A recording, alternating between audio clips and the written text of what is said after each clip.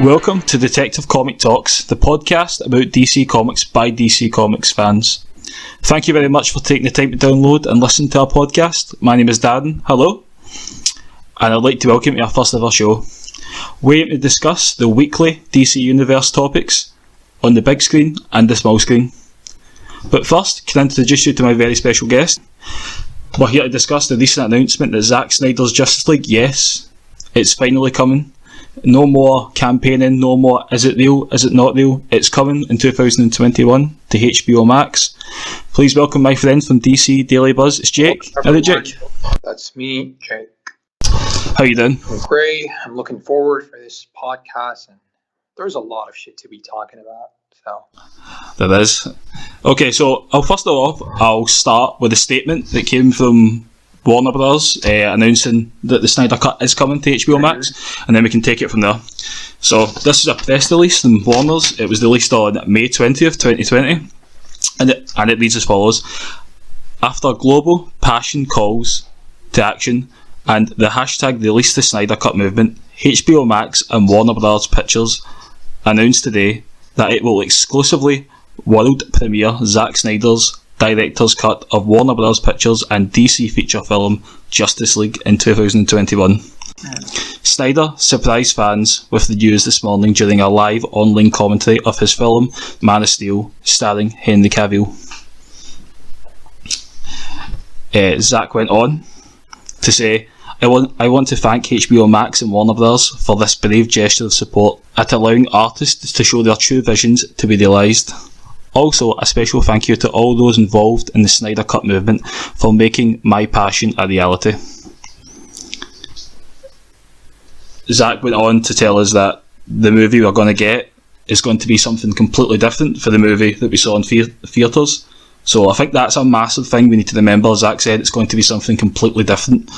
Anyway, Toby Emmerich, chairman of the Warner Bros. Pictures company, he went on to say, thanks to the efforts of a lot of people, we're excited to bring this highly anticipated version of Justice League to theatres. This feels like the right time to share Zack's story, and HBO Max is the perfect platform for it. We are glad the creative planets have aligned, allowing Zack to release us the Snyder Cut. Okay, Jake, so after hearing that statement, can you give me your opinion on the news that the Snyder Cut will be made available to us on HBO Max in 2021? You want my full-on perspective on this? Just your opinion that we're going to get the cut. Not okay. We'll dive deeper as we go along, but just the initial thoughts when it was announced that the Snyder Cut's coming. Well, honestly, the moment it was announced, I was really hyped. I got enthusiastic. I wanted to see it. I feel like we all deserved a better Justice League. The Justice League that we had obviously sucked hard. But at the same time, I feel like this thing looks promising, but also is a terrible thing for DC or Warner Bros. I mean, imagine how toxic the fandom is that the studio was forced to release a second version, a second cut of their own movie, which has never happened in history before. I know with Superman 2 that was released, I think, back in the 70s, right? Yes. Fans were demanding the original cut, I think the original director cut, but it got released 30 years later. Now, the thing is that the fandom, the Snyder fans, I'm not going to be saying all of them. I'm not going to say all of them, but it's obvious that many fans are super toxic towards Warner Bros. For firing Snyder back in 2017, or 2016 maybe. I don't know the details about what happened inside the studio. But the point here is that they didn't fire the guy out of sudden. They didn't fire him because he's doing a fabulous job with his movies. It's not like he was the Kevin Feige of the DC Extended Universe, and then out of sudden they just got him off his own project. I mean, I know that both of us are on the same page here, but there will be a lot of Snyder fans that are going to be actually disagreeing with me, but that's not the point. The guy was fired for a reason, Whether you agree with the studio or not, he didn't do the best, the best job at being super proficient when it comes to to how accurate and how characters were portrayed inside his universe. So, so the things that getting the Snyder Cut, because the director was fired, after the lack of 4 movies or 3 movies, was it? I mean, Batman versus Superman, stole from critics. We had Man of Steel, and then we had Batman vs Man of Steel Superman. didn't rank really. It didn't really have a high the box office. Suicide Squad did really assure bad from the public. It was the critics didn't like it at all. So, I mean, we'll break down Zack's movies as we go along because but my point here is that the studio didn't fire Snyder because he's good, or his movies are doing. Yeah, exactly. So the studio had a reason, and for him to release his cut because of how toxic the fans are, this leaves us, the other fans, the other DC fans, the other fans of the movies, at a state we're actually worried what's going to happen in the future. You get my point. Yeah, I totally said. But see before we carry on, I want everybody to know, me and Jake are both massive DC fans. Mm-hmm. That's the reason why we're doing this. That's the reason why we're talking about this stuff. And I want you to know that no matter what we say, we're going to try and back up our comments. We are saying things about Zack in this podcast due to his creative vision of the DCEU, not as a person. What Zack's been through as a person, the tragic suicide of his daughter, I mean, that's unimaginable for anybody to go through. But what me and Jake are here to talk about is Zack's vision and whether or not we agreed with what Zack was doing with our characters that we love dearly. I'll give you my initial thoughts on it. When Zack first announced his plans after Man of Steel for the DCU, I was pumped. I was so pumped. I was ecstatic. I couldn't wait for Batman vs Superman. Even though I had issues with Man of Steel, I was still excited for the future. The ending of Man of Steel, when we see Superman, with the glasses and stuff, I felt like this was the start of something special. We were starting to see the evolution of Superman. But that just didn't happen. And Zack decided that he was going to take these characters in a different way. He decided he was going to do stuff with the characters that, a lot of diehard DC fans, we just don't accept, we weren't happy about. He ripped these characters apart. He fundamentally changed a lot of them. Superman went from being the hopeful soul of the DC universe to being really dark. The beacon of hope it is.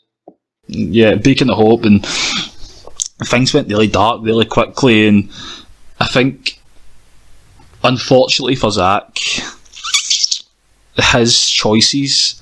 And by the way, I do blame Warner's for this. The Warner's allowing Zack the amount of creative control they did. When you give somebody that amount of power, they're going to do their own spin on things. Unfortunately for Warner's, Zack's vision wasn't a confident pleasing, thing. It was a Zack Snyder idea that a minority of people enjoyed. But the thing that gets me about the release of the Snyder Cut is, a few years ago, everybody was moaning about Snyder. The Snyder vision was horrible. Critics hated it. The audience reviews weren't great. Let's not be fooled. It's not as if Batman v Superman, Man of Steel, Suicide Squad, it's not as if the audiences were running out of these films cheering, begging for a sequel. The audience and critic reviews were poor. And there was a reason why Zack was taken off of Justice League. And for me, it's so strange to see how all of a sudden everything seems to have changed. We've forgot about these films, these controversial movies. All of a sudden it's, yay, Zack's back, as if it's as if the movies Zack was bringing out was, these great movies with great reviews bringing in billions of dollars. They weren't. But anyway, we'll move on. What's your opinion on Zack's overall vision for the DCU? So, in terms of what we've heard since Zack was taken off of Justice League, Zack has came out with a number of images on his favourite account, Vero, showing us suggestions of Darkseid, Deathstroke had a bigger role. He's shown us images of characters and scenes that were cut from his version of the movie. What's your opinion on what Zack has told us since? And are you excited to see or potentially see that come to fruition in time? Excited to see what specifically. Well, what Zack's shown us, promised us, we're going to see in his cut of the movie. Yeah, the other movies, like if he's intending on doing any upcoming projects for this Snyder Cut. Well, yeah, that, and obviously the images he's shown us from Justice League that we never got to see. So let me start off with the Snyder Cut. Well, I'm definitely looking forward for many things in this movie, including the characters. Like, I'm looking forward to see Darkseid, one of my favorite villains of all time. I definitely want to see the Green Lanterns, which we were promised. I'm also looking forward for an actual movie that has actual great action sequences, which is a thing we didn't actually get in the first Justice League. Joss Whedon, screwed up at some point. I'm also looking forward to see the Superman we were promised by Zack Snyder. I mean, wasn't Snyder all about that Superman is gonna, get his rebirth after he got resurrected or something like that? He's finally Superman. He's finally the beacon of hope after being way too dark for 2 movies. It's maybe finally the time we see what Snyder has to do with his character. Can I just say that the last 15 minutes of Justice League, when Superman finally dons his red and blue outfit again, I feel like that is the most Superman I've seen in cinema in 30 years. We've never seen that Superman in a long time. As much as he had the terrible CGI face, I feel like that Superman we saw there, nipping the shirt open, having the symbol there, the way he dealt with Steppenwolf easily, had the eyes glowing, the wind coming out the mouth. I feel like that was the most Superman we've seen in a long time. Yeah. Obviously, I think a lot of it was fan service to try and make up for the fact it was such a terrible movie, but I think that what we saw in that moment gave me hope that Henry Cavill could come back and deliver us a Superman movie that we deserve. I was talking about what I'm seeing, what I'm looking forward in the upcoming Snyder Cut. I'm definitely in for the Martian Manhunter. I want to see what Snyder is going to do with his character. I still believe that Martian Manhunter scene is, I don't know, I feel like it was something that was created after Zack was removed. I still feel like it's the fact it hasn't been shot and stuff. I'm kind of saying to myself, what if he had the concept in his mind, but he never actually got the chance to properly work? We'll never know. The way the guy's been acting since the very first moment we saw him in Man of Steel, Batman vs Superman, really shows off his comic book persona. So I feel like he had it in his mind, but he was not, he was not sure if I should do it or not. But since the people are demanding the Snyder Cut, I'm gonna hype them up and tease them with something they're gonna like. So maybe, we can't really be assuming shit, but at some point it makes sense. What you said just made sense. Anyways, and I'm also looking forward for cameos. Like, I'm a huge fan of the new Genesis storylines. Like the new gods and all the other stuff. I hope he teases stuff in the Justice League movie. There's definitely more parts, but those are like the main things I'm looking forward to see. One thing I hadn't mentioned so far, guys, is we understand that Justice League will now be shown as a 6-part series, and it won't be just the one movie. So I think that's when Zack's saying it's going to be something completely different.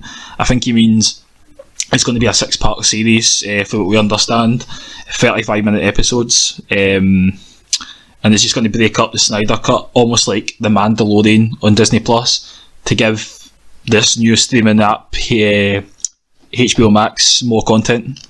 But for me, what I'm looking most forward to, I think the Darkseid thing, definitely. Part of me is concerned because I don't believe after this movie comes out that the Snyder Vision will continue. So I'm worried that if we show a tease of Darkseid now, but then scrap what Zack was planning to do, at least is in a loose end. We've shown our ace, we've shown the god, we've shown Darkseid already, yet we're not using them. So I'm not concerned about that, I won't lie. I feel like the Snyder Cut is such a weird thing. The story that Zack was going to tell us about, this end game style movie where the Justice League, everybody was decimated and there was only half a cyborg left and it was only Bruce and Barry left. That was never shot. That was never shot. Like, the stories Zack's told us, they were an original vision that him and Chris Terrio wrote in 2014. Yeah, I definitely want to see the origin story for Victor. Yeah, no, I think what we're going to get, I believe, I could be wrong, I believe that this Snyder Cut will entail a very similar movie to what we saw, except I think they'll give a lot more credence to Victor Stone, obviously. I feel like the biggest difference between both of these cuts is going to be the action sequences and the visual effects. I mean, there's no doubt that Zack's visuals are absolutely stunning. Yeah, but not to mention that they wasted half the budget on the first cut. Then they fired Snyder and they hired Joss Whedon for reshoots. They barely had enough remaining money, so it's going to pay its part. Trust me. I think Joss Whedon is in such a weird. It's so strange. We've not heard for Joss. Like, ever since this movie came out, we've not heard for Joss once. Joss is a storyteller who he's fantastic. I think the first Avengers is a great movie. People forget the first phase of Marvel movies. Joss was heavily involved in those movies. Heavily involved in them. Joss helped create the narrative for the first Marvel movies. Yeah, but the guy has spent a lot of years with Marvel, so I mean, getting him into DC was kind of a mistake. Oh, I think Warner would have went wrong is they gave Zack too much power. Zack created his own vision, and it was too dark. Yeah. Warner then decided. But also, I mean, it's either it's way too dark or we get a Batman who smiles. So I mean, I honestly prefer the darker take on the characters rather than a Batman that actually smiles. The version we had in Joss Whedon's Justice League. I think when it comes to Batman, I think what DC are getting it right now, I think, than before, is some characters like Shazam. Mm-hmm. These characters, they can be lighter. These characters should be lighter. These characters shouldn't be dark. But some characters like Batman should be dark. But I believe you can have a balance there. You can have Batman having dark movies, but you can also have Superman and lighter movies. You can have that balance, and not every movie has to have the same tone.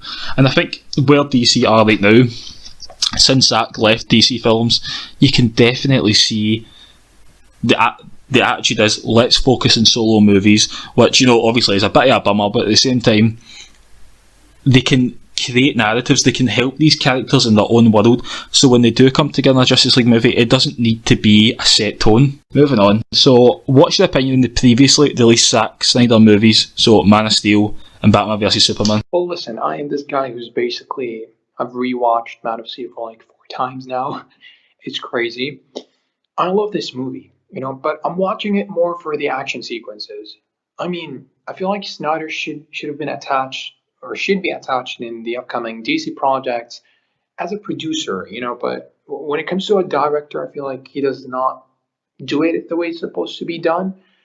But the thing is that Man of Steel, if I want to rate it, I'd give it a 7 out of 10, 6.5 out of 10. He got some parts right, but I feel like I never felt that I'm actually seeing the beacon of hope portrayed in the best way possible, Now, with the darker take on the character was pretty intriguing. I love the fact that he's been hiding, but also I feel like 33 years are kind of a bit too much. The movie actually did great, but I feel like Superman didn't want to rescue these people. It was like, yeah, I have powers, and I come from a completely different planet, and I gotta save those people, but do I want to do it? Maybe not, or maybe I do.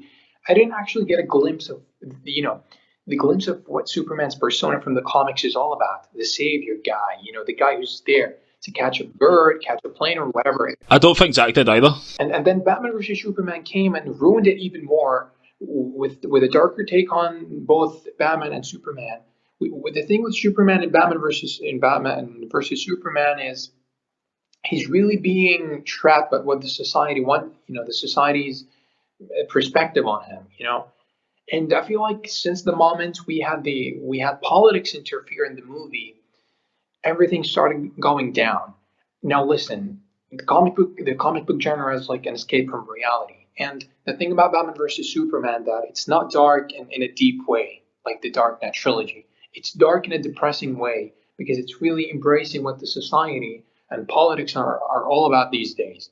And I know that he's really inspired by realism. He wants stuff to be realistic, but he don't do it in a way that makes the fans, cut you off. And he's already seen this with Man of Steel, yet he continued on with his vision. And just one more thing, the last thing. I feel like Batman versus Superman would have worked as an Elseworlds movie right after a Justice League movie. The Justice League movie is done, everything's just perfect, and we get an Elseworlds story where the heroes lose their way. They go dark after a series of crime fighting for several years. But to kill off Superman in his second movie, for Batman to lose his way in the very first appearance for him after the character got rebooted was way too much. I'm going to read you some numbers out there, and it's going to be numbers for Man of Steel and Batman vs Superman, and I'm going to show you how Zack's, the way Zack grimified these characters, tried to put them in the real world. And it's see, before I read these numbers out, see the story Zack tried to tell with these characters. There definitely was. I could definitely see there was something there. He was onto something.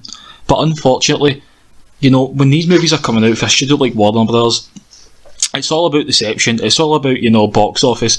And at the end of the day, these movies weren't being embraced by the mass audiences. I'm about to read you a few numbers out now. It's going to back that up. So, Man of Steel, its overall global run at the end of the box office was 668 million, which it's good, but I think that movie could have been more. For the protagonist of the DC universe for a Superman movie, it's not enough. I mean, if you think about it, now I'm maybe not a Marvel fan, but I also know their box office rankings, and I think the Avengers obviously ranked higher. So, this is Superman. Yeah, I'll read these numbers out to you. So, as I say, the Man of Steel, in the opening weekend, the movie earned 160 million in its opening weekend. A great opening. It was a great opening. Superman's been a difficult franchise for Warner Bros. The last 30 years since, obviously, John Christopher Lee's movies. And Warners have really struggled to get a Superman movie off the ground. Just ask Kevin Smith.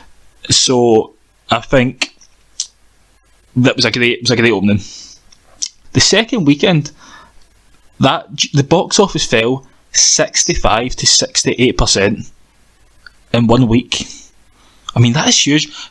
Don't get me wrong, I'm about to read an even bigger drop off in Batman v Superman, but that's huge, and it tells me that people weren't coming back. People weren't seeing that movie and going, "Oh, that was great. Let's go back next week." And that shows you the audience isn't embracing it. The overall audience. You've got the core Snyder base that's always going to champion these movies, but it just showed that level of drop off is huge. Obviously, for the first weekend to a second weekend, you're always going to have a drop, but that is a humongous drop. Again, as I say, I'm about to tell you an even bigger drop in Batman vs Superman, but let's just say that's a huge drop. So we move on to Batman vs Superman, and as we say, Zack is given everything to play with, all the toys out the pram. Zack's got the lot, and Zack decides to cast Ben Affleck as Batman.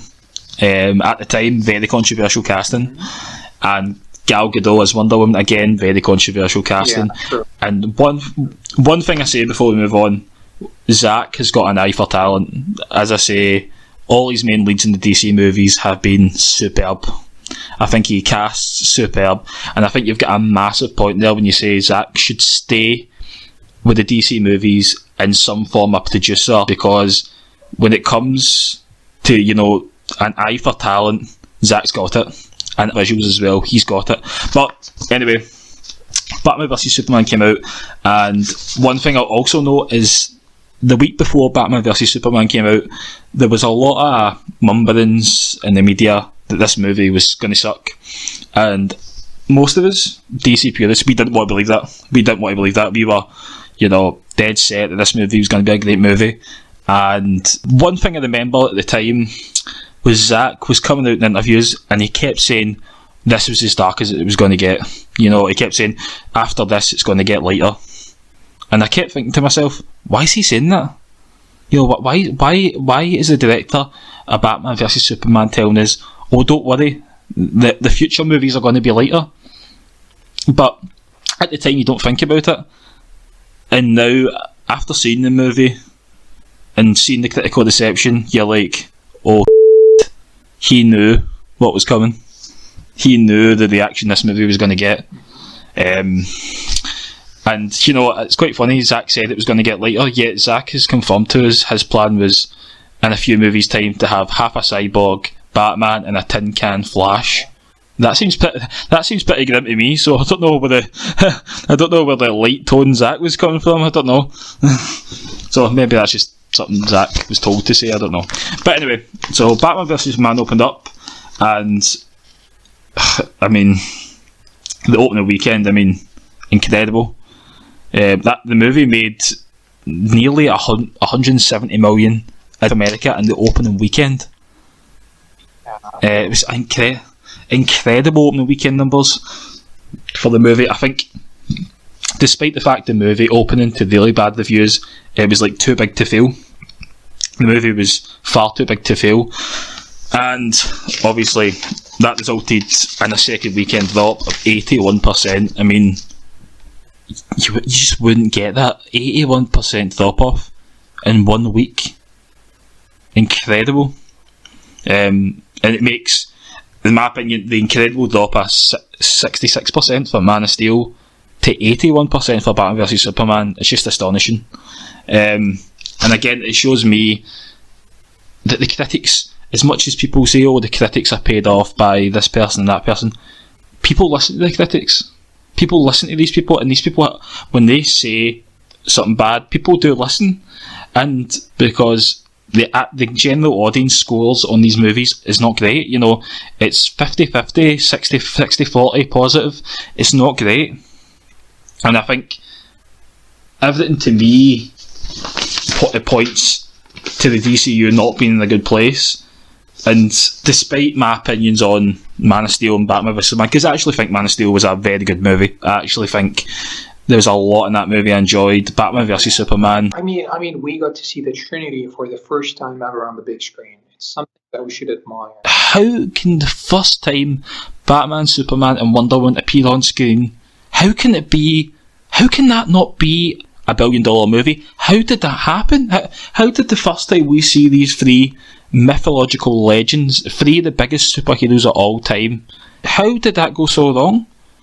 And it's one of those things that to this day Warner's must be like, whoa, like we allowed Zack to bolt, you know, we should have controlled him.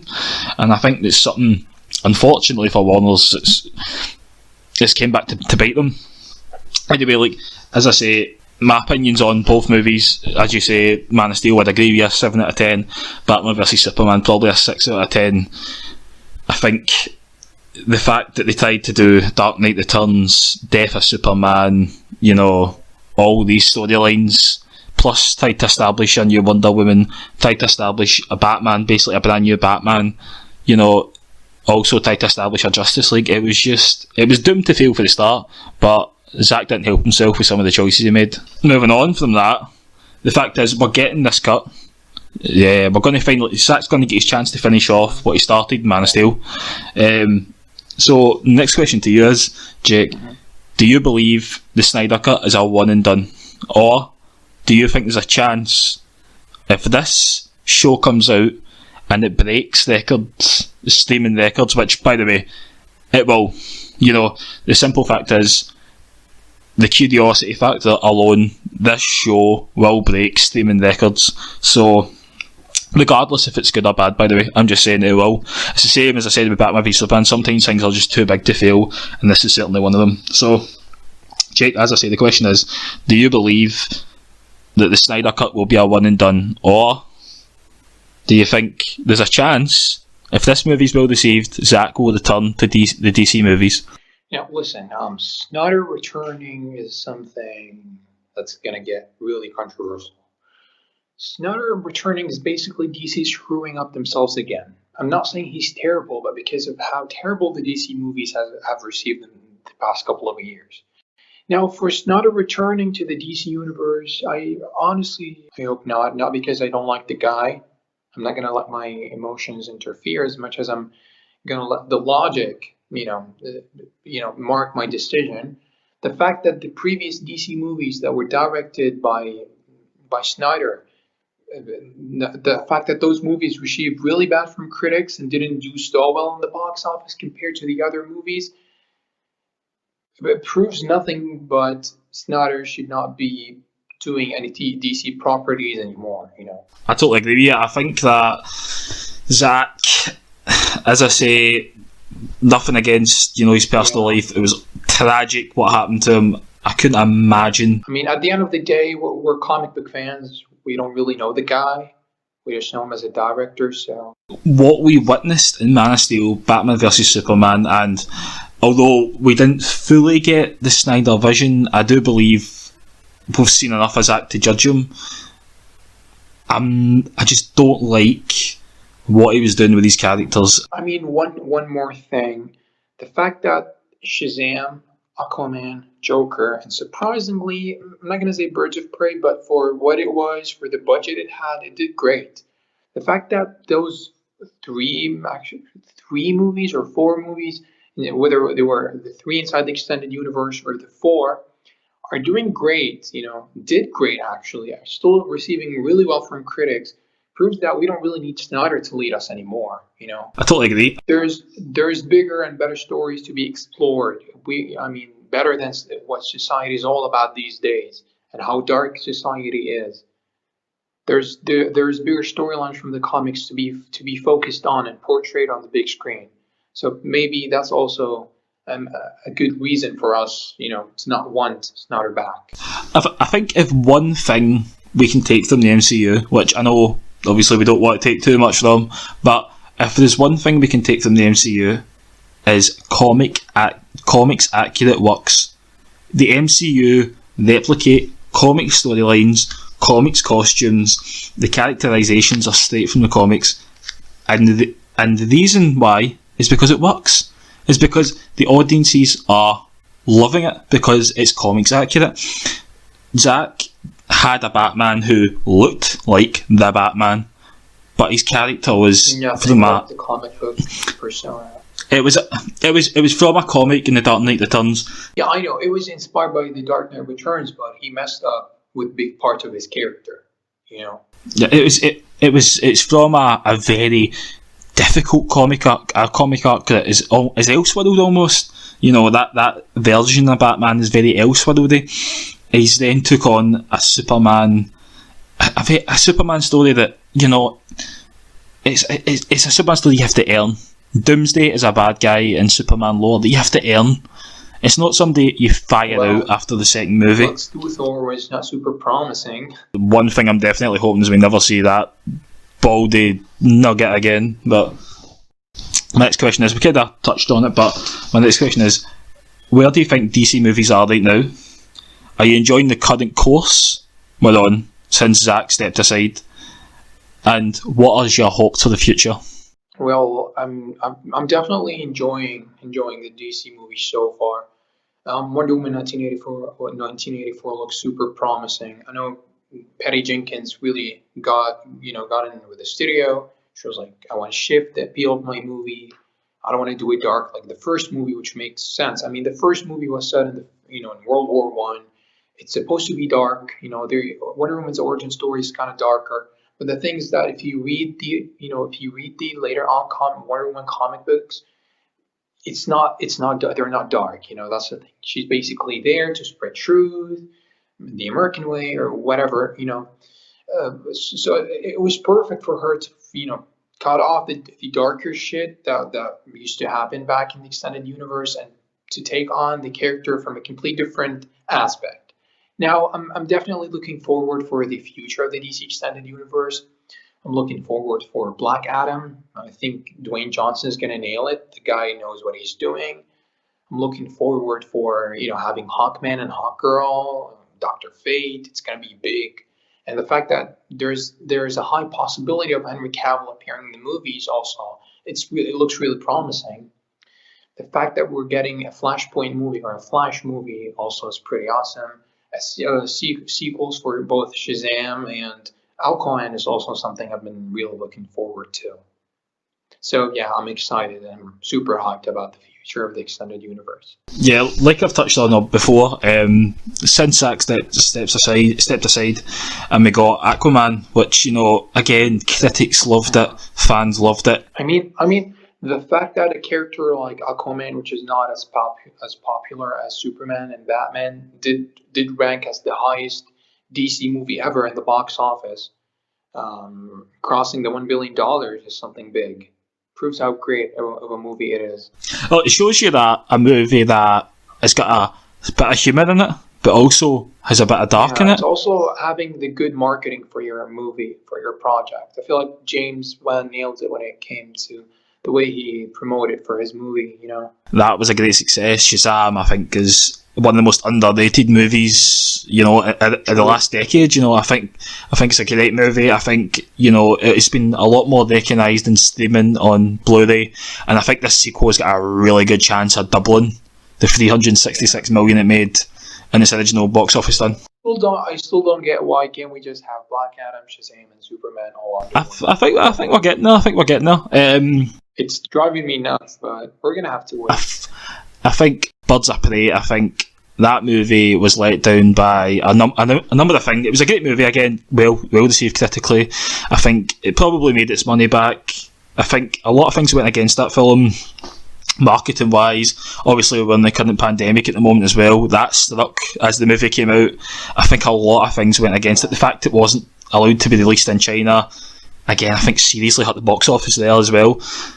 I think that going forward, next year, I mean, what a year we're going to have next year. On top of, obviously, what we've discussed, the Snyder Cut, we're going to have James Gunn's Suicide Squad, which just looks crazy, you know, looks amazing. We're going to have Matt Reeves, the Batman, which, you know, I'm pumped for. Yeah, but it hasn't been officially confirmed if the movie's going to be part of the extended universe or not. So we're going to have to wait. I think the fact that we've got that Flashpoint movie lingering in 2022. Yeah, it can wipe out all the terrible mistakes we had in the past, and it can be the start of something good. And yeah, as I mentioned, going in the following year, we've got Shazam, The Flash, and we've got Aquaman. We've got some great movies coming out. The Flash movie is the movie, weirdly enough, I can't wait for, because I can't wait to see what DC are holding, what hand they're holding. I feel like the last few years since Zack was removed, we haven't had any word from DC about where they're planning on going. You know, everything's been very much so just press releases, a sequel here, a movie here. We've not heard anybody from DC Comics come out or Warner and say, look, this is where we're planning to go, this is what we want to do. I think, unfortunately, this year's Comic-Con, we might have got some form of you know, notice about where they were going, but obviously, unfortunately, that won't be happening this year because Comic-Con's been cancelled. But I think, obviously, it's definitely something to look forward to. The good points here made in regards to the Snyder Cut, regards to Snyder's vision, and where the extended universe is going, but obviously we just need to wait and see what happens. But thanks, Jake, for coming on anyway. Of course, it was really nice being here. Hey guys, you can follow Jake on Instagram at DC Daily Buzz, all the one word, and again, same as on YouTube. You can follow me at DCEU on Instagram. Just want to thank yourself for downloading this and listening to the first show. Any questions you have, you can slip into my DMs on Instagram as well as Jake's, and hopefully we'll see you again soon. Thank you.